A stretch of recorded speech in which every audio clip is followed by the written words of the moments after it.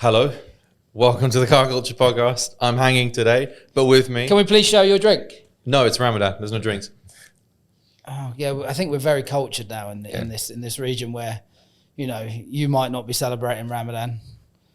Oh, you, by the way. So and Hashim. We got two. Okay, just... All right, should we start with this Ahmed. podcast? Yeah. With me, as usual, unfortunately, is Dan. Dan, say hi. Not next to me today, unfortunately. Which is way better, actually. So this episode's going to be way better than last. But more importantly, our guest today, Arun. I think we all have seen your work on Instagram. Yeah. We've seen it on billboards as well, which is very interesting. Yeah. I think that you're one of the only automotive photographers I know.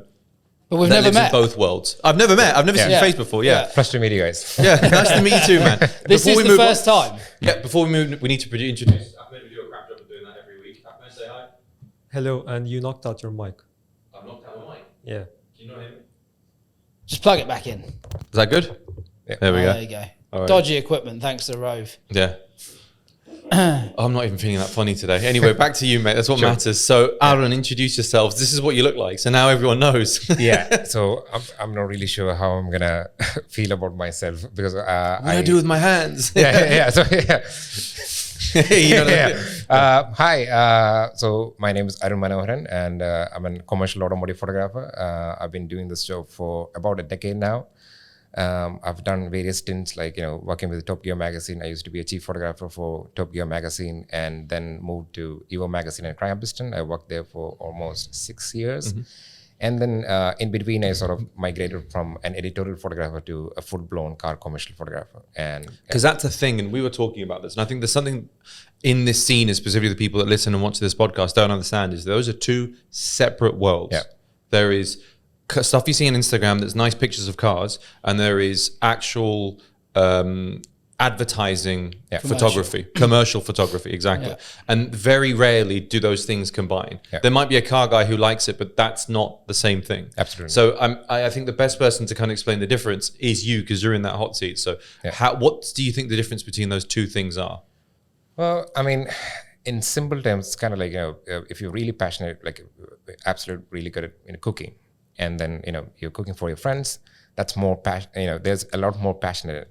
Like community photography, or what do you want to call it? Like, I mean, let's say the smallest, that's how you know, get into photography in general, isn't it? That's your passion. So let's say in 100%, that's 80% driven by, all these photos are driven by your voice. You're trying to figure out what kind of artist you are. You're trying to find your own voice, and then that sort of helps you to find a direction. And then let's say it could be architectural photography, or it could be, you know, fashion photography. And there are different genres, you know, within the community. And then let's say if you are a car photographer, that's mostly driven by your passion for cars, and then you're using, you know, photos as a medium to communicate your ideas. And it's sort of like, you know, writing your own love letters. Let's say that's the best. That's the best way to say it. Yeah, you did say something earlier which I kind of liked, which is that if you can't write, and I'm also very dyslexic, so I cannot write well. Yeah. But if you can't, we know that. Yeah, you've seen my writing. Yeah. But if you can't write, and you love cars, and you can have the opportunity to do something else, which is car photography, and you can tell a story through that medium. And I find that very interesting. You before we started, you kind of explained that that's the language you use to tell stories, not written but visual, right? Yeah, that's again, let's say the prehistoric human cycle itself. We used to sort of draw stuff because even before language itself, we used to draw stuff to communicate what we have in our mind, right? Photography, or let's say CGI, it's the most modern version of that same visual storytelling. And so I'm super dyslexic. I really struggle with writing and reading. It takes me eons to read at least 1.5 page. I go over sentences a few times. Absolutely. And the worst part is, if they change the font, now I'm stuck. That's one of the reasons, like, I don't even, I actually make sure that no one touches my laptop or change any font or something like that. Then I can't read even the smallest menu. So I know this because you'll say you're dyslexic, but you're probably not actually dyslexic. I don't think there are different spectrums in different. So you've clearly had someone sit down and go through you and say, no, really. You haven't. I have. It took me, and that's again. But I know from reading stuff, like when if you're saying you have a certain font, I had something where they put colors over a sheet of paper, and it could actually make you read a lot faster. Yeah, for me, it's okay. So I'm just gonna go through my actual background. So I was born here in Najman back in 1990. So my father is a civil construction engineer. Used to work in Abu Dhabi. So we always sort of move from one district to another because his assignments are like that. 3 weeks he's working over there.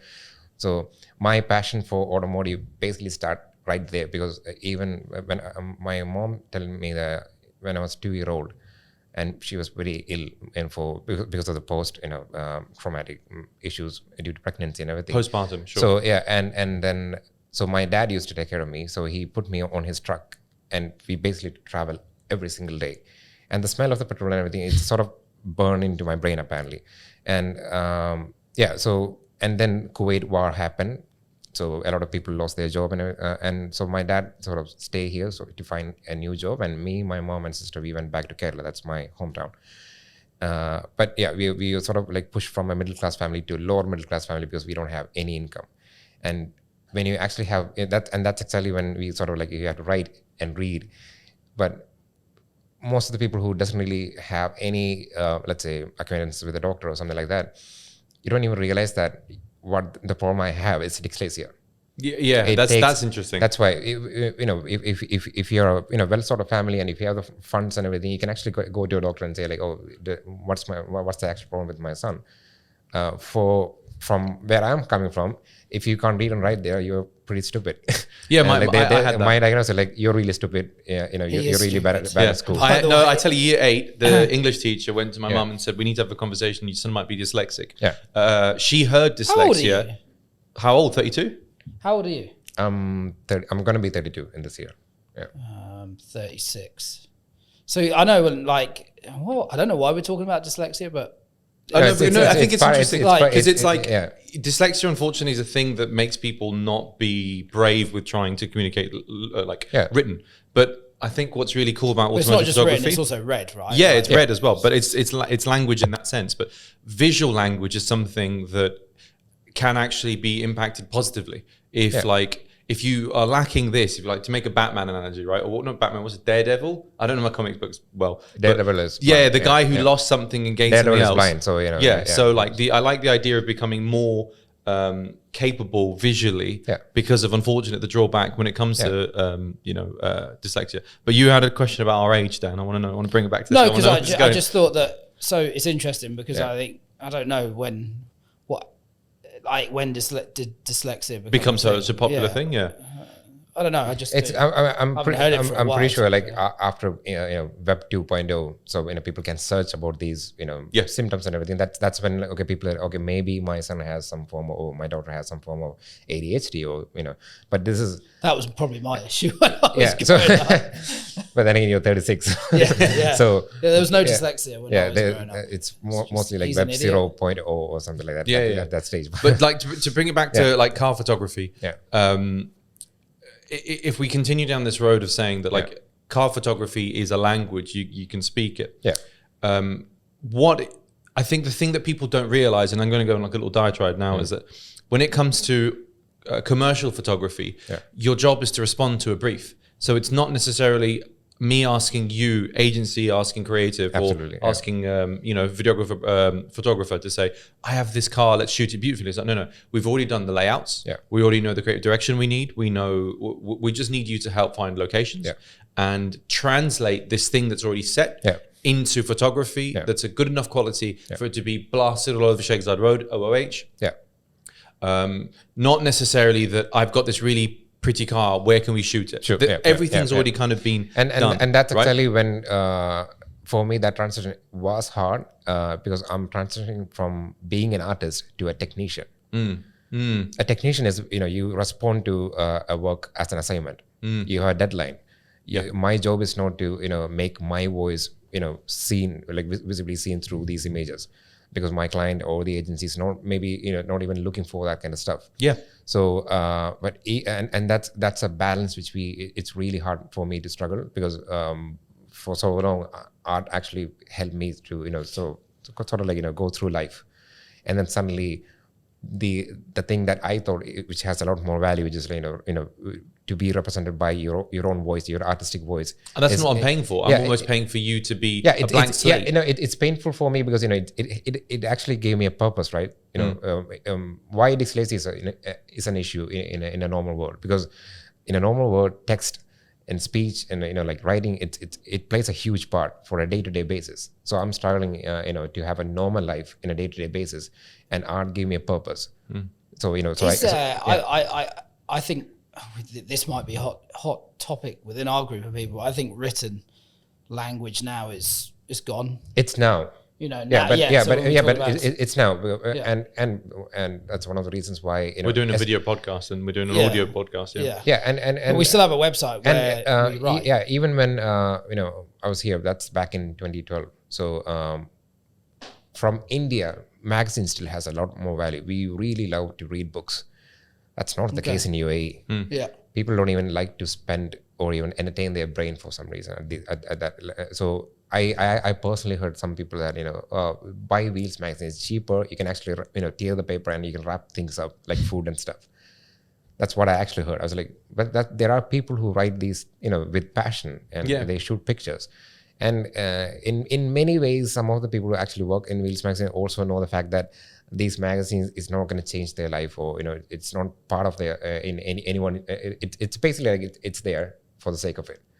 It's like the word I've used before is content, because I think content is a really good word, because it is empty and devoid of anything. It's just a thing that fills the space. Content is something like, if I have a box and I fill it with, and it doesn't matter, it's just full of some content. I hate that. I hate the idea of it just being like a void that you fill. And that's one of the reasons why I never call my work or anything that I do as content, because I'm not making this stuff it's not a fast food kind of thing. It has a meaning. At least for me, it has a meaning. And I know the fact that there are 7 billion people out there. Everyone has their own perspective to their life. It's really hard to make everyone happy. And I believe that the clients and the agency, they shouldn't do it either, because by doing so, they are losing their own voice. And what that happened, people really didn't understand the difference between a new age Mercedes-Benz and a BMW. The images look all the same. Their brochures and the words they use, it's all the same. Luxury. We'll talk about Ramadan campaigns. We'll talk about same. How many Ramadan campaigns, automotive, have we seen now? And they look working on them for the last identical. It's the same 4 weeks. It's the same case. So we can break the Ramadan campaign into, like from my experience, into 4 different categories. The highest one is like they actually have the budget. They put some thought to it. It's like, okay, you mean concept basically, So in billboard and everything, they actually have a proper artwork, and there's a visual balance in the storytelling. But most of the time, it's basically we get the full fleet of cars because it's a family thing. And then that's Suzuki right now. And I just saw it, and I'm really it's that sorry. one, isn't it? And I'm really sorry, Suzuki. I get the fact that you guys don't have enough PR money compared with, let's say, Toyota or Nissan, because they are the biggest one. But in order to hire a billboard, just to rent out a billboard, costs around like 60,000 dirhams. No, it's 500,000. Let's say I'm saying 60,000 as like, let's say Fujairah or or something like that. That's the least amount of money, right? To create a decent image, even just 1 kV key visual image. So 1 kV, like I can actually come up with something meaningful, more powerful with that same amount of money. For 1 day shoot, it's the same amount of money, but for some reason they're like, Shutterstock. But and then we're gonna Photoshop all these cars into. Can we wind back? Because so like we've never met. I've never met you before, but I think I've been in situations. I'm pretty sure, like apart from Mr. Sid, who is who's behind the camera, Mr. Sid. And Sid used to intern us in Crime Piston. So that's why I want to go back, because so I think my knowledge of you would have been through seeing content on Instagram, but also being spoken to about you by Phil McGovern. I'm surprised that he actually saw my work in Instagram, because I'm one of those only people who never really post anything in Instagram. I do post dog memes. I have really quality memes. And I do I'm very much that person. And occasionally, like whenever an agency or a client sort of like piss me off with the way they do it, and some of these people that actually follow me as well, I just instantly post a meme so they can resonate the fact that I'm actually aiming to them. So meme is a very. It feels like you're part of the family, mate. I get it. Because this is the best way to. How many times I can say they did something horrible, and I have to end the email by saying kind regards. And then You I have don't to find always. I can give you some examples where you don't have to. Immediately I just go through like my meme library is like, which one makes sense? Okay, the latest one is Will Smith. There you go. Yeah. And then basically I just slap that in the story. But I understand the fact that, you know, these clients and agencies, they're not bad people in any shape or form, but they also don't really like the idea of, for them, even to have a unique voice, it's a huge risk. Also, like, let's not go down that route. Yeah, sorry. Yeah. At the No, moment, no, then fine. I'll get lost. I just want to find. So you were here when your dad was working here. Then you went back to Kerala. Yeah. Then when did you come back to 2012, the UAE? right after I did my degree in BSc animation. So so I'm an animator too. So but still visual and creative. It makes sense. Yeah. And in it's easy for me. 2012, you came back here for what? So I tried to get in. Okay, so I'm gonna flash back to 2011. So that's right after when I did my degree, and initially I wanted to be a 2D animator and everything, and then I actually saw the huge animation studio. I always wanted to work there, and I just saw artists basically working like a farm. It's just one guy in a cubic space, and they just draw every single day, and I just saw 400 people of them. And sometimes these guys actually work for films. You know, it's a 2-year contract, so which means that you can't go out. You're basically like drop there 8 a.m. and then you're leaving at the space by like 12. And I thought, hang on a minute, you can't be creative every single day. It's gonna take a toll, and it's gonna affect your work. And I got scared, and I feel like I need to do something in a way that my work or my voice won't be lost in that. You know, the third credit scene in the movie, which there's like so many VFX artists, and then they're like, oh, there is it, and that's me in 2 years, by the way. Yeah. And I felt that I don't want to do it. So if there's a voice, and I need to find a job that at least 80% of that workload is done by me. So you know, I get that credit as well. And then so I used to do motorcycle stunt riding, so that's my another thing as well. So I used to be kind of good at that, and one thing lead to another. I had a huge crash, and I had to take rest for a couple of months. And then if you're creative, it makes sense, because I think the whole point of like not being a robot is important. Right? You can't be creative every single day, and you can't be creative on demand. That's almost impossible. Even if that's the case, let's say even if I take for 3 months, because car is a really restrictive medium of story, right? What are you gonna say? Like, oh, the car drives. Great. It's also fast. Like it can brake, it can drive, it can carry people, and let's say we can focus on the styling, performance, mobility, and then that's it. You really can't tell the same story again and again. So it's a very restrictive space to begin with. So I thought that maybe, okay, so I really like 2D animation. I'm an artist. It seems to be super easy for me to switch into photography, because within weeks I was like, okay, this is super easy. This is actually really easy. Then that I thought. I thought that, okay, maybe I should combine my love for cars and stuff, and then with photography, and try to see a job, if there's a job out there. And my instant thought was like, okay, maybe I should pitch for Top Gear India magazine. So to go to that point, and I think this is where you wanted to go as well, Dan, like 2011-12, you came here. What's the first start? Like, how did you start that route into from a photography perspective? Like, so because I have no sense of what is a work mean. So I pretty much came here around Ramadan time, and so my father stayed in Abu Dhabi, and I pretty much like walked every single street that I can. So even the small car shops, I was like, would you like to shoot some pictures? They're like, no. And then okay, and then next, and the next, and the next, and then people were saying like, oh, by the way, there are advertising campaigns happening, so there are some structures to it. It's not like you're gonna go there and then shoot pictures. And they're like, okay, where do you want me to go? There's an office over there. And I was just wearing my small, slippers and shirt. I just walked straight, because I have no idea about how, the hierarchy works. Yeah. And I'm sweating because I can't afford a cab. So I was sweating all day long, and I'm like smell like dead rat. And I was like, I'm honestly asking for a job. They're like, is that a hold job? that. Before you do that, I think we need to switch over the cameras. So smelly rat, go. Yeah. So best way to start a conversation. So I have no idea like how a workspace, like what are the hierarchy in workspace. So I am naive person, like young person from India who think that if I have the talent, I'm gonna get a job, which is not the best way to approach in any. Well, case. how else are you gonna approach it? Yeah, but that's the only thing you can make sure, right? I don't have the money. I didn't even have a good camera which can be called as a professional camera. I was going to ask you that. Yeah, like, you know, a camera, you need equipment, right? Like, yeah. I had a really small camera because that's the only camera which my dad can afford with his small income. And I had a 50mm lens, which we call the cheapest lens. I got that for secondhand because it's cheaper. And but I was happy with it because I have never seen a DSLR camera in my life. I thought that, okay, if I can create images with this one, so that's it. For an artist, it's not about what pencil you use. It's how good your hand and brain is, like and how it communicates. Any pencil, you know, if you're really talented, then you don't need to worry about the pencil and everything. Oh, of course, if you're super professional and you need to get that fine details and stuff, there are some professional stuff out there. And I always thought that a camera is just like that. But that's the difference between artistry and skill, right? Yeah. Because skill is like, oh, I need this specific thing. But if you got a story from a technician's point of view, Yeah. that's how people think. That's why, okay, I need to be a photographer. What are the stuff I need? Okay, I need a full frame camera because that's what professionals do. I need a Mirrorless 24/7. now. Oh yeah. And 24/7. And by the way, I was the first guy from, at least from my circle, who switched from the traditional camera to the mirrorless camera. Because I couldn't afford the actual good camera from Nikon, and then Sony was like, "Oh, we have the same camera, but we don't have the mirrors." Man. So then I switched Sony. it. Yeah. So So you shoot with Sony? Yeah. Sony mirrorless. Everyone else in this room can learn except for Hash. Because you always shoot full frame Nikon and Canon, right? But here's the thing, though.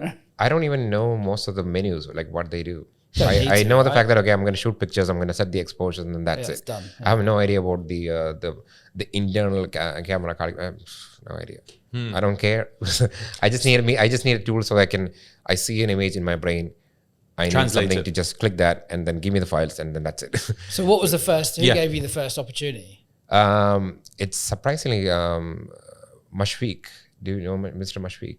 So yeah, no, that's Mustard Bank, by the way. So oh shit, I forgot his website. So sorry, Drive Arabia? Drive Arabia, yeah. So yeah. So Whoa. he used to stay in Karama. I'm not really sure where he's now, but he used to stay in Karama, and Karama is a good place for us because we can find even cheaper food. So I was just walking endlessly, and then one of my friends told me that, okay, Drive Arabia used to have this huge viewership because they have this proper pricing rate. And then so I basically texted him through Facebook back then. And then waited for the message for like 3-4 days, and then he's a kind man, and he told me that, okay, I'm getting a car, I'm getting a Bentley, a blue Bentley and everything, and you need to shoot these pictures for for his website. I was like, yeah. So I thought that I'm gonna get paid. Okay, so I asked for like 300 dirhams for my father. My father didn't really have that much money, so he tried his credit card, and I felt so bad. And then I thought, I'm not going to do it. So my friend helped me as well. So 150 dirhams funding from my father and 150 dirhams funding from my friend. And then we got the 5D. And I have no idea how to use it. It has so many buttons. So like, wait. And I have no idea. Yeah. I was like, and then within the image section, there's so many buttons. I was like, okay, maybe. And that's a first lesson which I learned from my career, which is like, even if there's a super high-tech camera out there, if you're not comfortable with it, don't shoot with Use it. it, yeah. Use the oldest one, which you build a muscle memory with. It will help you out 80% of the time.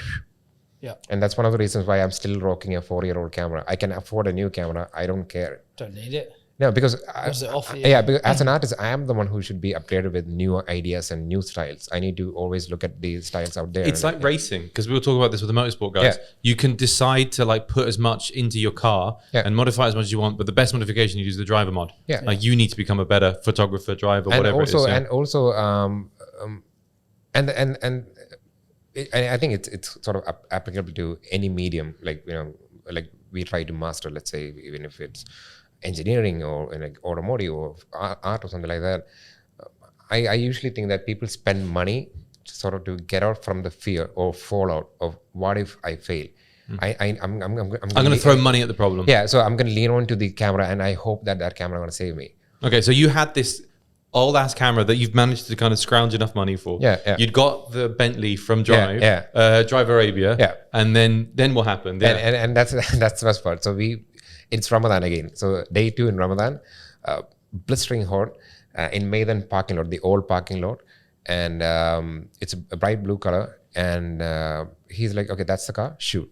It's 1 in the noon. Midday. Yeah, midday. Nice. And again, Worst time to take and, photos. Exactly. yeah, and I was like, okay, so what I'm gonna do now? And the paint is pearl finish, so which means the hot spot sort of leak into a much bigger size compared with the metallic car. Metallic is more almost like a mirror. So if you have a hot spot, chances are on a metallic car the hot spot is much smaller. The pearl finish, it sort of leak into the flake. Yeah. So hotspots, what, like the actual focus? sun. Because I'm not a photographer. Yeah. So that's what let's say people call it glare or something. Like for us, it's hotspot. Like hotspot. Why we call it hotspot is because there's no data in there. It's just pure white. Yeah. So if you remove it, you have to sort of fill that back with paint. Something else. Okay. And I was like, okay, so how I'm gonna deal with this one? Then I thought, okay, in painting and everything, we call it a high key shot, which means the background is so bright, anything darker in the frame, it becomes the subject. So then I just adjust the camera, everything that I know with, and then I went for a high key shot. Apparently there wasn't a high key shot done in car back then, I guess.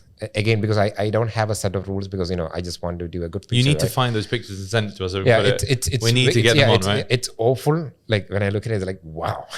But back then, apparently these pictures released, and I thought Mr.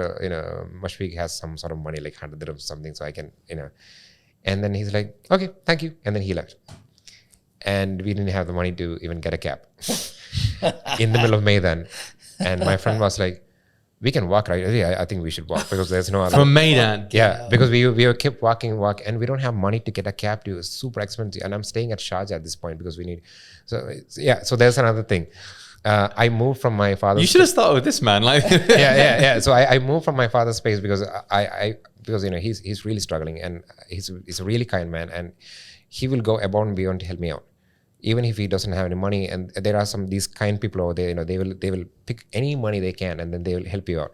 And I don't want that, because it was too much pressure on me. And apparently my friend, my big brother of mine, and then he's basically gonna kick out from his own house. Like, so he used to stay with his relative or something like that, and they left the home to him for a month.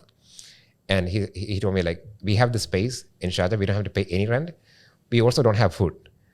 I was like, that's fine, at least we have a space. So I moved to Sharjah, and from there I sort of like tried to get these cars and everything. We couldn't get anyone, and then I did the shoot anyway, and I'm still looking for paid work. Yeah, for any sort of work. Work is work, right? I just need to earn money. And also my ego sort of shattered, because I thought as an artist you just create good work, and then immediately you will be welcomed by people. Yeah. And that's, for me, it's a huge lesson. Then I was like, okay, you need to market yourself. You need to talk to people. You need to be, business. Because don't expect the other people, next to the table to understand what are you going through. You need to, we need to come to terms and be in the same level and start that conversation from that point. That is interesting, because I feel like in any job, and it's true when I speak to people that are starting out. You get broken and you get rebuilt. Yeah. Do you know what I mean? Like you have to break the juniors. Yeah. And then you have to rebuild them. What was the first paid job that you got? So the actual first paid job was back in my home. I got 500 rupees, which is like 30 dirhams, and I was super happy. So I gave that money back to my mom, because I was like, that's my first payment. I think I'm gonna make it. She's like, I think you're gonna make it too. And then flash forward to like 2022. It seems like it's at least that 500 rupees gave me. It was just because I'm into stunt writing. One of my friends who started a website for their stunt writing team, and they're like, I really like your pictures. Can you shoot it? And then I was like, am I getting paid? I was expecting like maybe a biryani and a chai, because I'm happy with it. And they were like, no, we're gonna give you 500 rupees. And 500 rupees for me is like, that's a huge amount of money. They're like, man. What was the first paid job in UAE? In UAE, it's right after trying to get a job, we're gonna go to that point. So right after trying to get the job, and then Mashfiq told me that your picture, it's sort of like a huge hit in Facebook apparently, and everyone was like, oh, that's a really beautiful picture. I was like, okay, this is actually happening. So I went to Wheels magazine, tried to get a job, and they told me that there's an internship and you need to do a couple of articles and shoot some pictures, and if they really like the job, there might be a chance for assistant photographers. Like I'm quite famous in UAE now, so I'm pretty sure. So we did Wheels, and then the wheel.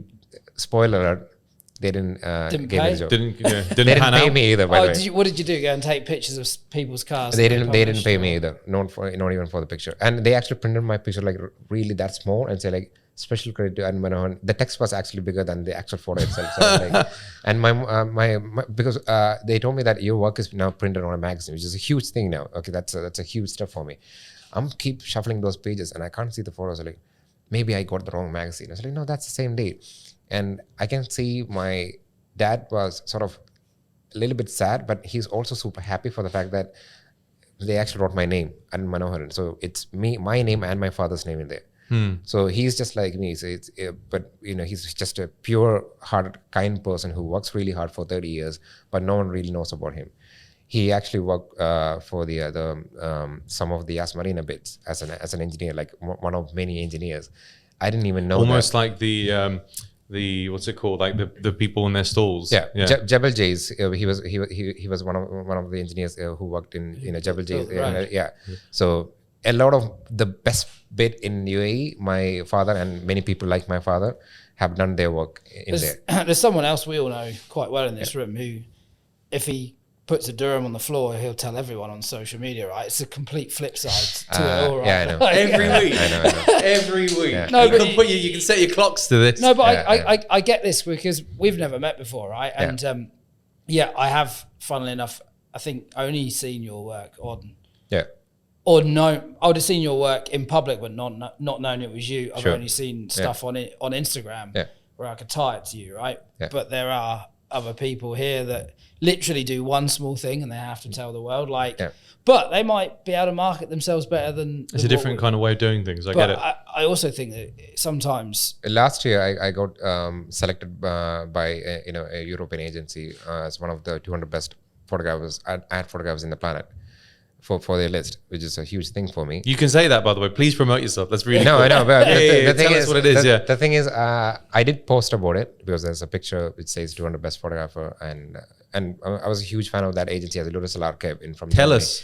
No, but the thing is, I don't like my work. So when I see that they select that work, I feel like that's not even remotely what I can do. I can do more than that, and I feel like if there's was this because it was paid work and there was. The RW work, they selected that work because The RWB one, yeah? Yeah, that's the one everyone knows. But it's an old, it's an old work, and for me, again, we will go through that point again. But one of the reasons why I don't have a public image, or I don't really entertain that, because I want my work to speak for me.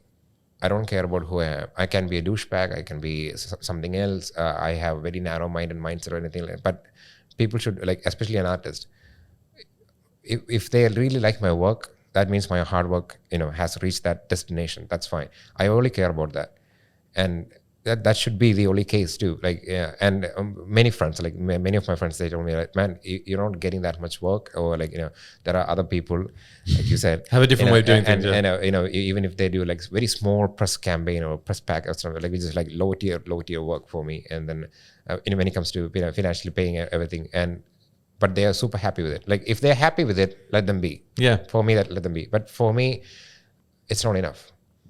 For me, I don't care if I do a campaign and I would love to do a global campaign for Lamborghini someday. I'm not really sure it's going to happen or not. But even if I do that, I would just post the email and say, like, new work for Lamborghini, and I just leave. Specific brand mentioned as well, yeah. No, yeah, but because I'm just saying Lamborghini because oh no. But I like the way you say Lamborghini Global, not the local No, reseller here. I want to do the Lamborghini Global. Not that I want to shit on anyone, not because I don't have anything to do with it. Like, it's not fucking hard. It really isn't hard in such a small community here that we live in. Yeah, you're talking about global, which is like. No, even from the get go, and that's. I like this. This is great. That's the issue which I had, because one of the reasons why I left Dubai, because even though Dubai or the people in Dubai, they always feel that they're sort of like the center of the earth kind of thing. Yes. We're such a small place. We are the smallest. What's it called? Smallest pond with some of the people who think they're the biggest egos, fish. Right? Yeah. For me, I personally know the fact that, and almost all the best photographers, global campaign ones, the people the one person, they know me. even if there's no photo, they know my work. And they also know the fact that I am getting 100, like one small fraction of the budget and the space, and I'm still sort of able to keep up with them. Outperforming, yeah. That's cool. So to that point, by the way, what's that? Because we know the RWB shot, right? But what would you say was the work that you're most proud of? Like, now is a nice opportunity with all 7 listeners. I still want to go back to the actual first paid job in the UAE. I don't think, man, it's. I'm trying to see that. Okay, so I can say that I'm not happy with any of those work. I'm not happy with any of those work because. Do you look at it again and say like, oh, this could be changed. I could have done that differently. Okay, so let's say for example, RWB ones, right? My initial, because I'm a huge anime fan, I always want to do a proper Akira anime stuff in here, right? So I want to study about rain and how it interact with like proper physics. Like I need to make sure it has to be done with proper physics, and I don't have the budget to hire the best retouching agency in the planet. So I learned that stuff. I don't like the idea of like, okay, if I'm not provided with this gear, I don't really like the fact that I don't have the gear, so I'm not going to do it. I don't care. I'm really stubborn in that way. I'm going to go and do it with whatever penny I can, and I'll do it so I can learn. For me, that's the biggest kick. I need to learn things. If I'm afraid, I'm going to do it. And if I'm going to fail, that's fine, because I'm a better person. And I understand the game much better now. And you can only do it when you really push for, extremely creative artwork, and which also has a high potential chance for making a lot of people don't really like my work too. It's a huge gamble. If I'm super stylistic, if I have really my own voice, and there are some people who's like purist photographer, I never touch Photoshop. Photoshop touch me. That kind of. There are absolute idiots like that. Yeah. And I believe they are not artists. Yeah. And I believe that if there's any pure form of art, it's those cave painting back then. Because there was nothing. There's no medium. It's just charcoal, just a wall, and they went for it. We should have the same sort of tenacity and mentality when it comes to creating any work. If you have a tool, it's a tool. Don't give a damn about it. If it's a mic, if you want to sing, go for it. If you feel like you need some form of electronic adjustment, go for it. As long as you are pure within your intentions, I believe that's an artist. Yeah. So I think there is a fine line, or there's a distinction between like pure artistry and pure work. Yeah. And it depends which avenue you want to go down, because if you want to go down work, then you do get into the self-promotion, you get into all that stuff, or the more principled, more like or you stand behind your work and just let it be. You can, but it's if I told you that iPhone there, which is not in shot, is the best iPhone in the world, and I kept telling you for 10 years, you might start to believe me, right? Doesn't matter how shit it is, you probably start to believe me. Like, I think or I start to think, at least, let the work speak for itself, really. I think, and without having to tell people this is the best thing I've ever done. And that's why I actually, when people ask me like, am I an influencer? Like, I don't think I should be an influencer in any shape or form, because to be an influencer, you need to understand the medium 100% and be neutral as well. You shouldn't lean to left or you shouldn't lean to right. You should have, on ground experience, and then you talk to them and you sort of like teach these kids. It's quite an interesting point of view, because I hate the word influencer. What does it mean?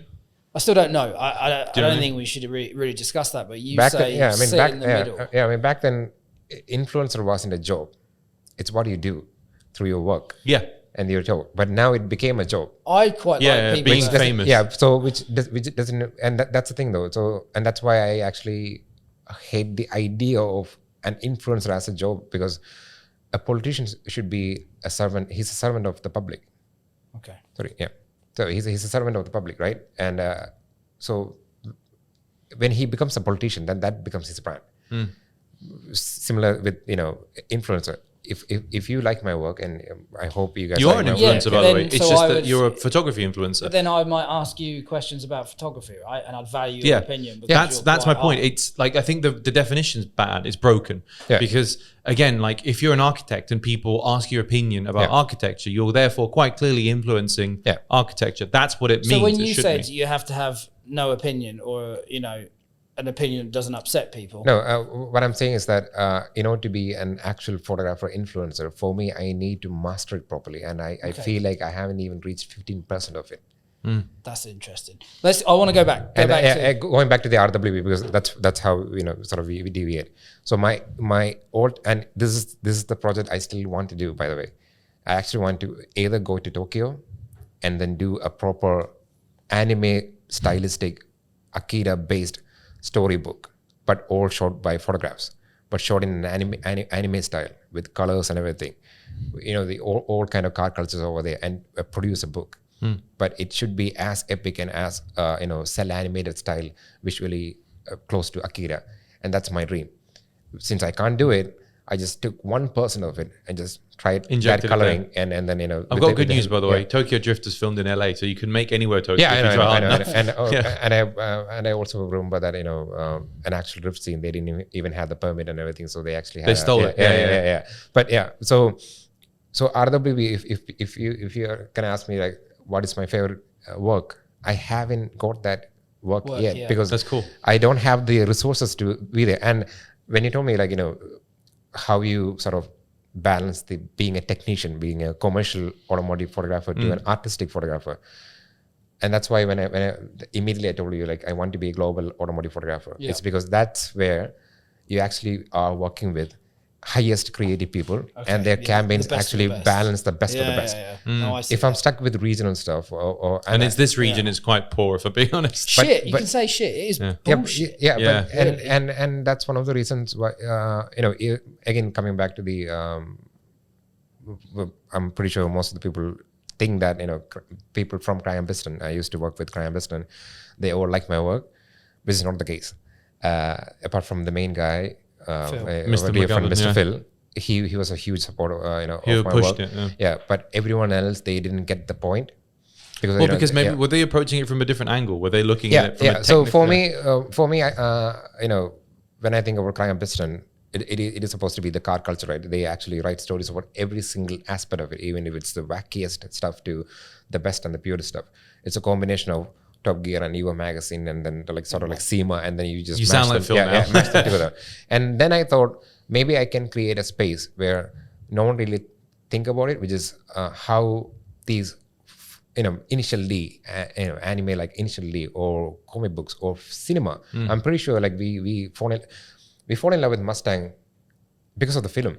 Not because of how it is, right? The truth doesn't matter as much as like your imagination of it, right? Exactly. So so for me, I thought I should create that medium within Piston. So each Phil Truman is pure Evo magazine style writer, one of the best writer that I know. Jameson he's a British guy who's sort of stuck in a Canadian and a state, like a proper USA guy who really like French fries and a lot of cheese and monster trucks and all that kind of stuff. I don't like cheese, by the way. But that's the beauty of it. There was a diversity. But you also knew what you wanted to be. Let's go back to like, because Crank and Piston would probably, I don't know your history except for Crank and Piston. Yeah. Was there paid work before Crank and Piston? Was Crank and Piston the first job? Yeah. So. And how did you get? Yeah, because your initial question was like, what was my first paid job in UAE, right? Yeah. So after the images circle around, and I tried to get through Wheels magazine, but they didn't like my work. But they just didn't want to pay you. But the guy who actually worked for Mr. Dayan, I'm not really sure you know Dayan. Dayan is again, he's long gone now. Not passed away. I'm really sorry, but he's long gone. I feel like he's went back to his own country. But again, amazing writer. So he also used to shadow write for Top Gear in a different name. So and then he was like, okay, there's an assignment coming in. You can get paid for sure. And then I asked for, I still remember, 2,536 dirhams. Why that specific money? Because it's the exact same amount of money my father spent for getting me here for 3 months, food and flight and expense and all that. I just want to get that money back to home.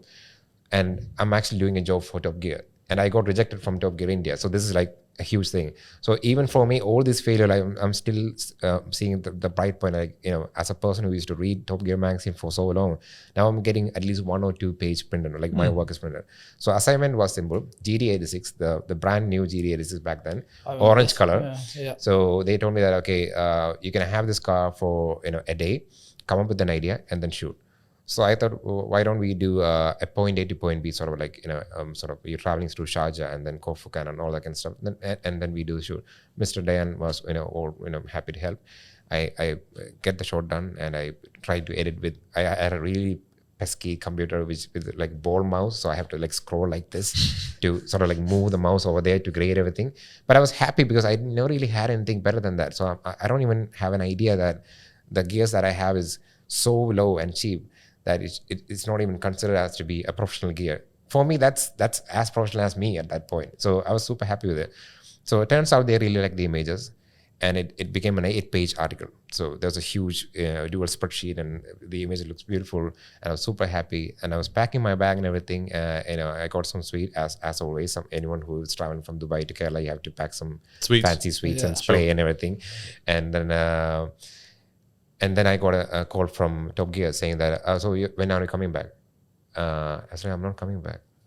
This is done. Like thankfully I got the money which my father spent for the entire trip. So he's happy and I'm happy too. And I got one work, so I'm happy. I was like, yeah, you should come back because we are giving you the job as chief photographer, and you should join the company by September mid. And I was like, okay. And then I do think struggle makes people better. Like, I do think that's true. No, for me, I think it's not better. It's having an equal respect for any job out there. So the Top Gear pay wasn't much, by the way.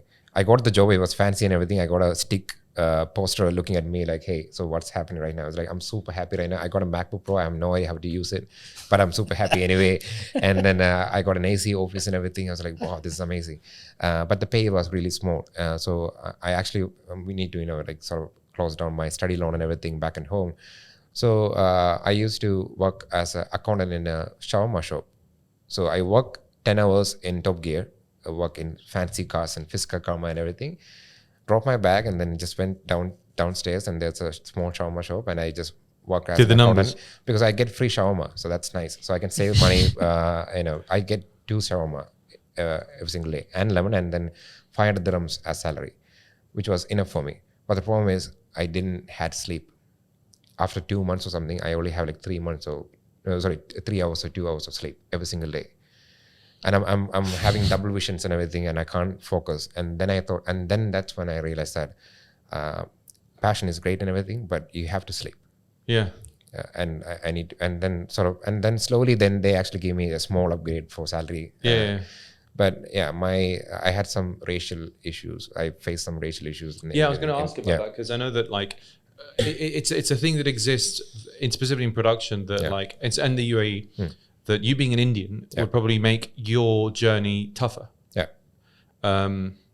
Without the work speaking for itself, which is everything we've been talking about until now. It's kind of sad that like even I honestly wonder how much you not being a public figure helps, to be honest, because it doesn't put it in people's faces that like sometimes which is not right. Sometimes not being a public figure actually helped me to get some work because they think that I'm coming from somewhere else. Yeah. And they're like, oh, okay, by the way, you can send me your passport copy and everything so we can, you can fly down here for a project. And they're like, you're Indian? And they're like, yeah. Too late now, bitch. We only got the code now, so that's the only way I can do it. Like, what else I'm going to do Good. Right? Yeah. Because for me, I understand that if they have a certain stigma about a certain race or something, or they feel that, and most of the time I feel that it's simply because they don't have the experience. They haven't traveled everywhere else. They haven't met those sort of prejudices come from the fear of unknown. They don't know about these people, so they feel like I'm not feeling comfortable with working with them. So you need to break that ice, right? Yeah. So for me, any company or any brand that actually hire me to do a job, even if they don't like me or something, they will know for one fact that if they hire me, they are getting their work done because I'm putting 200%. Like the moment they give me a work, it's my work now. Even if they're like, it's fine, I don't like, we are happy with it. I'm not. You didn't ask me to do an okay job over here. I know the fact that we don't have the salary or anything. We have the location maybe for 6 p.m. I'll stay here for 6 p.m. If that's going to help me out to produce a better work, then the usual Ramadan stuff, even slightly, I'm happy. And it's a huge drag. And but the next time, and that's the problem. So the next time they call me like, Arun, we would love to work with you. I was like, yep. And then they're like, we don't have the same salary though. I was like, what do you mean? We don't have that budget, by the way. It's everyone is so struggling right now. The woman who is saying that pretty much wearing a Prada dress or something, and she's like, she wanted me to reduce to 2,000 dirhams, which is the same amount of money she probably spent for a Starbucks. And then, but for some reason, saving that money from my side makes every problem easier. Like I'm one of the only fraction of many aspects in a commercial campaign. There's location permits. There are models, and there are makeup artists, there's stylists, the transportation, there's catering services. There are actual brief. A well-planned brief can change a lot of money, by the way. A person who doesn't really understand the fact that, okay, a fleet shoot is super expensive. That's 5 cars, by the way. We need to clean the car, all of them. We need to shoot in the exact same time.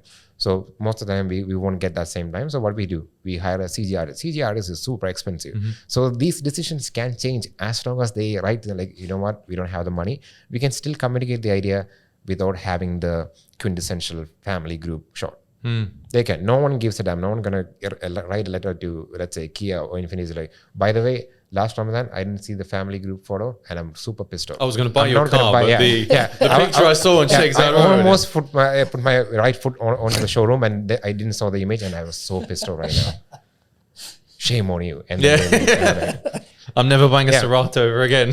So the sort of guidelines they put through these commercial campaign space is absolutely idiotic.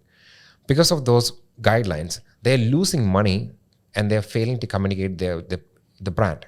So in terms of that process of like, car gets launched, the OEM has an agency, the agency receives the brief, brief gets developed, it becomes photo, video, production in that agency reaches out to production houses, the production houses then reach out to photographers, videographers that they know, they put together their estimates and they put their, like, the pre-PPM, whatever you call it. Exactly.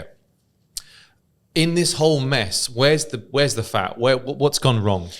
So let's say Ramadan campaign. Let's begin with that. So let's be topical. Yeah, it's like agencies sort of act like, you know, Ramadan just happened out of nowhere. Oh, I know. Everyone knows that it's happening in this month. It's a surprise every year. Yeah, every single year you actually have the time to think about it. Plan 2 months earlier. It's not like, you know, we are not United States or let's say UK, which has a lot of different versions to, you know, put through a campaign. Over here, it's either like the big stuff is Ramadan, and then the actual car release itself. In between, it's just dead. There's or no new launches. That's about it. And that's maybe like a facelift or something like that. So most of the time, from at least from my experience, they start creating the brief for the new Ramadan. We're gonna reinvent the wheel, if there's any wheel at all. And then from Jan mid, let's say that's the starting point. From Jan mid, it's the same old story, by the way. This time, I know I've written honestly more than 20 different Ramadan briefs. And there is only so many ways you can skin a cat. And they're all the different brands who are saying the same thing. It's kind of like, you know, I won't lie, and now I can say this. I've copy pasted between these briefs so often. Did you make that up half brief I had to fucking do last week? No, I'm thankfully I'm not in the. Yeah, I can see it. I want to see it. It said Alex all over it when I got it. But I'll be honest, there's no one there doing that, so they might have just taken my old stuff and just. Actually, I actually thought it was really good. This last one. Well, at least that copy paste worked this time. Yeah, clearly. So So again, it starts from Jan. So maybe Jan to March. These creative agency make like a couple of different briefs based on different parameters and budget and availability of the car and XYZ. Yeah. And they just go through back and forth. Like, should we do it? Can we do it? And all 1 week's gone. Yeah. Another week's gone. A third week's gone. And then that's it. And then they pitch this idea to the client. So from the client's perspective, the client need to make sure that whatever asset we create, it should have the same sort of language compared to the global campaign. Yep. Otherwise, you know, it shouldn't be. BMW can produce something like more like a Mercedes kind of campaign. So that's their job. Then comes the dealership. They are the one who have the budget. They are the one who is actually putting more money into it, because they are the one who's like, okay, we need to rent these billboards. We need to have this format. We need to have vertical posters. So and that's where the format comes in. Like, you know, so, you know. And that's the skill, by the way, because that's the thing I didn't realize. But when you're doing that kind of photography, you need to think about the space where the logo goes. You need to start thinking about the. And it's a huge task, because there are different formats, which is digital. You have the digital stuff, then you have the print, which is magazine, and then you have the digital brochure, then you have OOH. Then you have the OOH, which is out of home, just in case if people don't know. So let's say the Sheikh Zayed Road billboard, which is 168 meter, the big one. So the aspect ratio is almost like 16:2 or something like that. And the resolution, like you need a proper picture. So that's where you have to be more technical photographer because you do need to understand about quality. Like an artist can compromise the actual pixel density and everything because it's all about emotion for me. Like if you feel this emotion, I'm happy. Client is very emotionless. So I remember Courtney, right? So she's an art director. She works at Ogilvy. Can we just explain who Courtney is? My girlfriend. Hi, Courtney.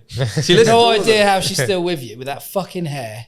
This is her hair. I mean, she likes this. Is her hair? This is her hair. No, this is her hair. There's some kinky shit going on in your fucking penthouse. All right, let's bring it back. Circle back. So I remember on the Land Cruiser, Land Cruiser launch, Do you need some help prints, there, Alex? outdoor prints, like sample prints, both laid out on the floor. And there was a 20-minute discussion. Are you allowed to say this? Huh? Are you allowed to say it? Okay. He can. I'm not going to say it. Between like the wheel and the wheel arch, like the kinds of blacks and the contrast ratio they used in the wheel well, whether or not the shape of the wheel was visible. Now, when we're talking about technicalities, right, that's something that you as a photographer need to consider, that you're taking enough information with that picture to make sure that you can go back, and when they print on this specific kind of not paper, it was like a cotton, right, that when you see the wheel well, the blacks don't get lost in the wheel. Absolutely. It's like, so you like I've seen there was 20 minutes of two, but like they're almost like identical. Even from when I started shooting for magazine, that's where the color science comes in. Like I can throw all the colors and everything that I can, but it never really translates the same in a magazine because it's RGB, and right? depends upon what kind of money the magazine is actually putting through for a print house. It changes too. So again, you need to which is a practice. You can't fix it. So you have to print some stuff and then you see, you get samples. I've got the Land Cruiser samples at home. Exactly. And then you sort of build that muscle memory around you, and then that's how it works. So I'm not really sure if you've seen the GT3 RS in a rain shoot, like drifting through rain. No, I want to see it though, in my Instagram, there's that image. So there are 3 ways to do that image. Let's say in 3 different budget. I did the lowest tier, like absolute tier, because I'm just shooting with my friend and then Mr. Case. So I just rented a water truck and then I just play with the water hose and made that rain by myself. But I actually went through at least 3 weeks of video of Lamborghini racings in rain. So I just learned about the buoyancy and how the water should interact through the wheel. No, thank you, because I think the thing is, we like. I hope people are still here and tuned in, because like this is valuable information. Again, it's not I do it because that's me.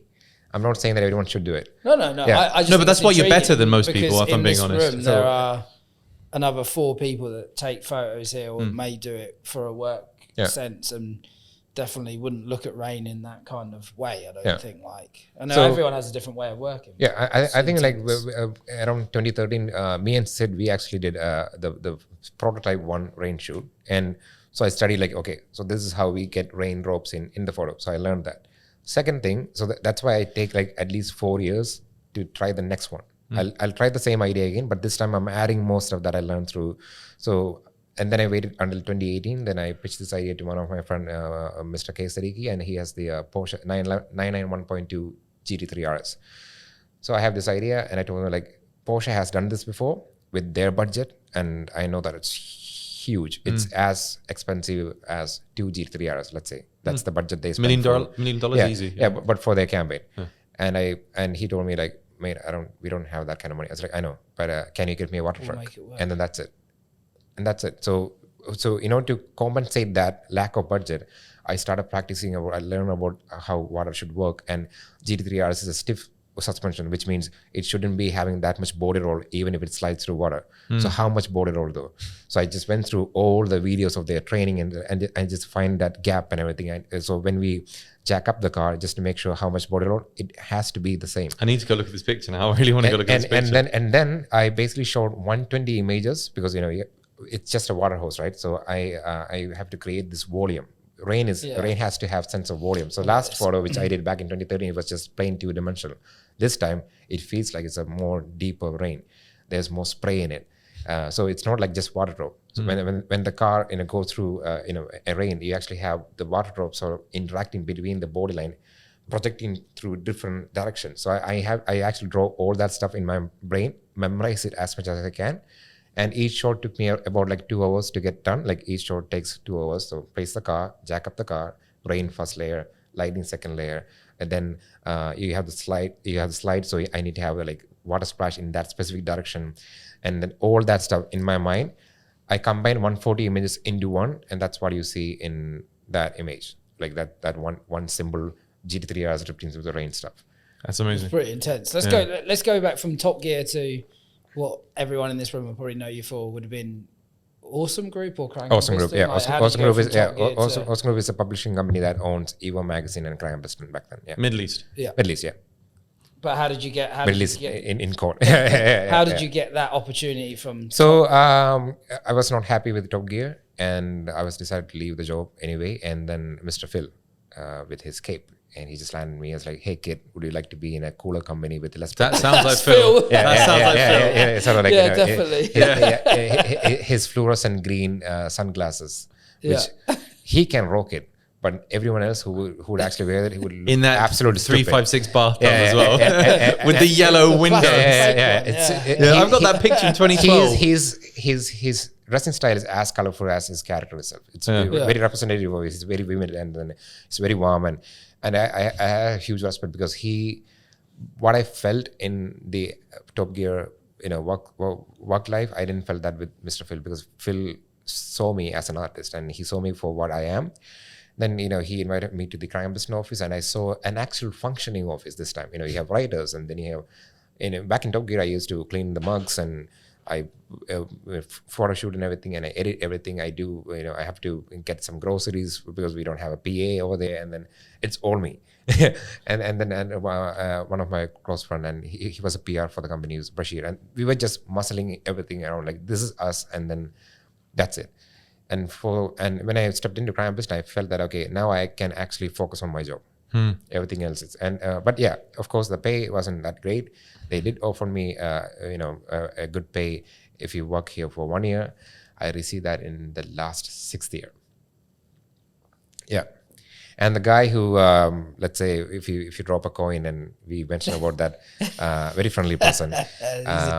So in between, when Mr. Phil actually left the company, which was a heartbreaking thing for me, because for me, Crank Piston is Phil.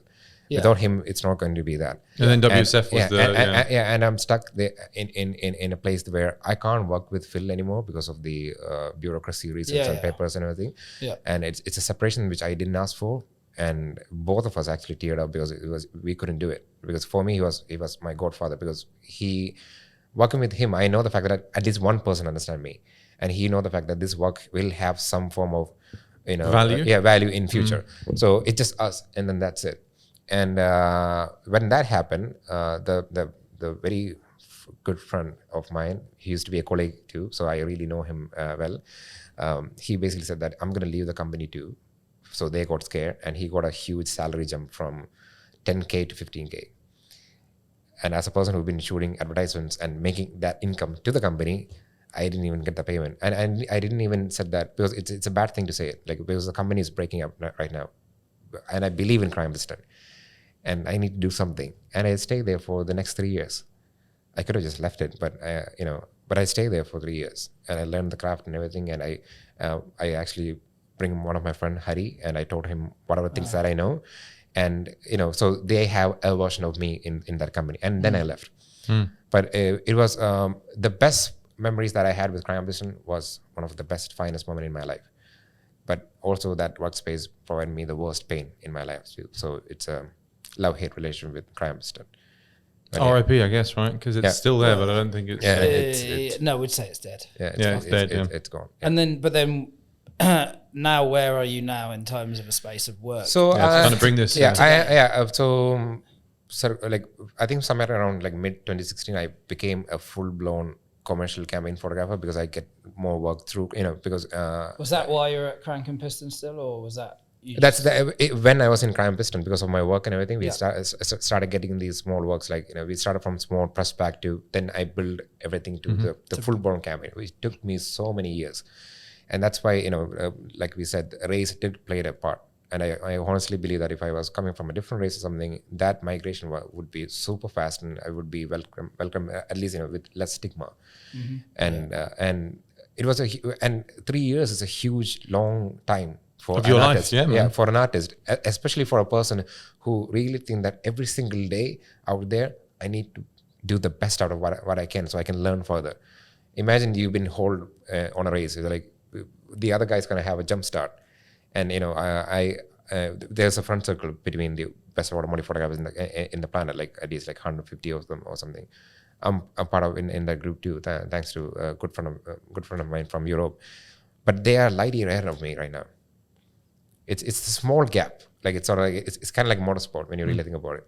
It's maybe like you're behind by 0.23 millisecond, but when you do the entire run, you're basically like 4 seconds behind that car. Which is big. And imagine it's not because you're not the best driver.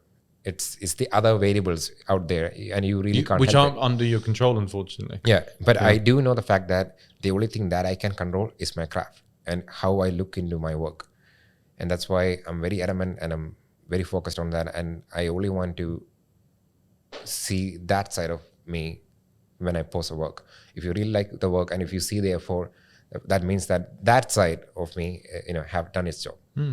And I don't want to, of course I can shoot a picture next to a Lamborghini when I'm driving and all that kind of stuff, but that's not a photographer's job.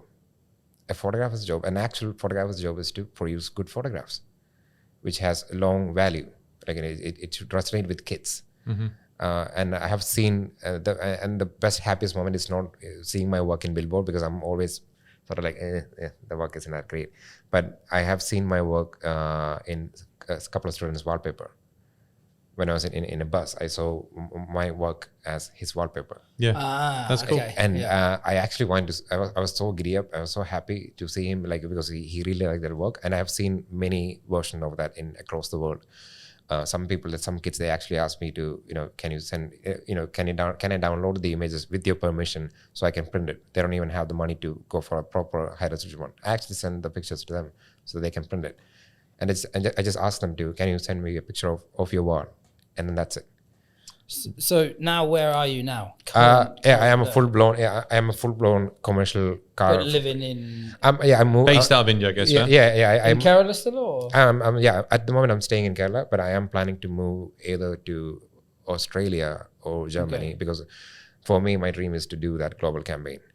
And even if I don't have the money or not, I'll just walk my way to Germany if that's the case, and try my. That's what it takes. Yeah.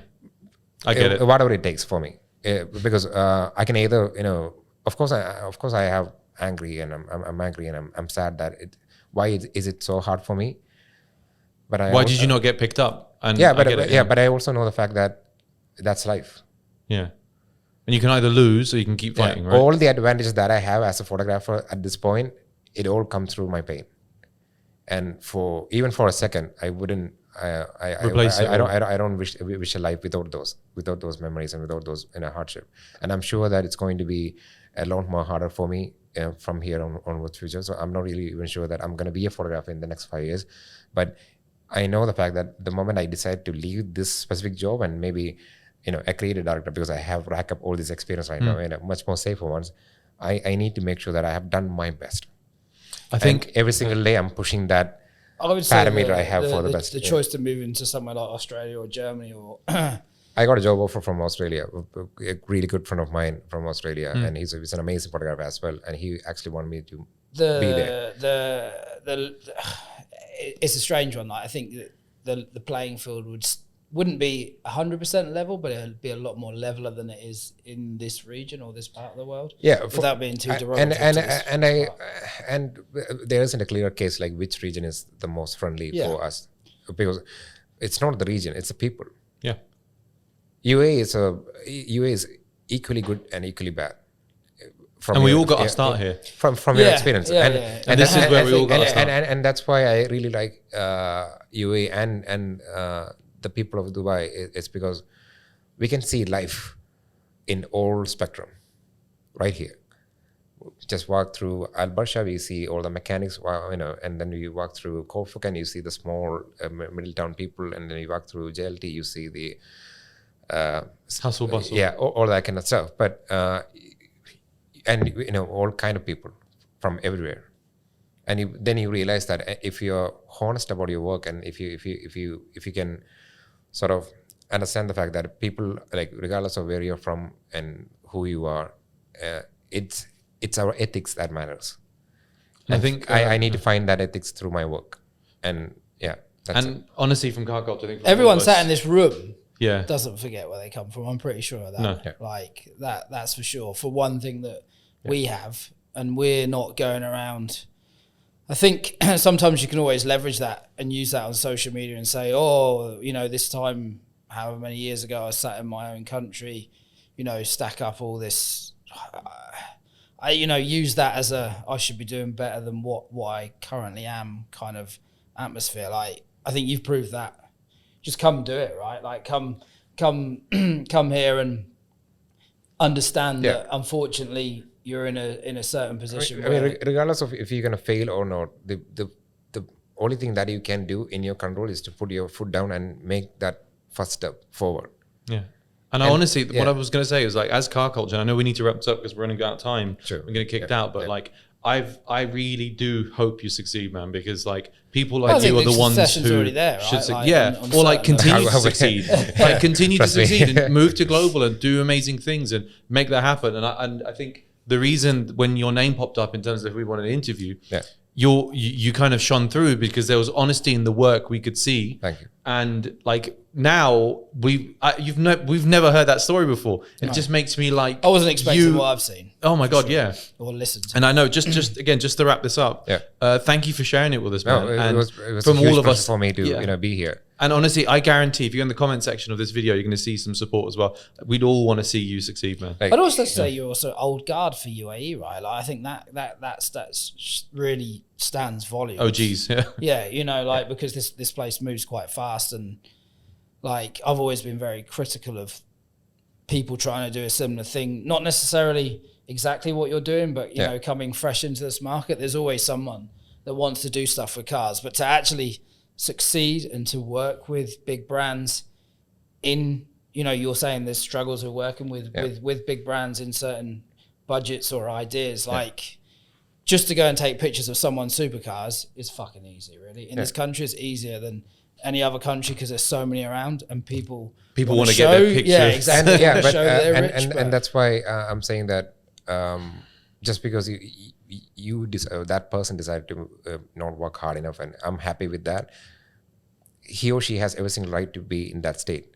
For me, I've seen my father, and I represent that the lower middle class people in UAE. Even in my Zen mode, I always believe that because that's where I came from. We have seen the hard work every single day. They grind, and then they are one of the best that I know. They're honest and everything, but they don't have the privileges like everyone else. So at least if through my work, my father's name is out there. That's one of the reasons why my watermark actually has the Arun Manoharan. The Manoharan is actually on bold capital. So everyone sort of like look into that name first and then look at me. That's cool. Because I don't really care about my name, because I always care about, like, I believe that my father. Yeah, man, like you're solid gold. This is like solid gold, man. So because I do believe that my father deserved that respect, but he didn't get that. And through my work, if I can, I'll try my level best to do it. And I don't care if people don't like my work or not, and that's completely fine. But I won't stop. And then, Thank you very much, man. That's a perfect note. That's a great way to stop. Done. What else are we going to say? Well done, yeah.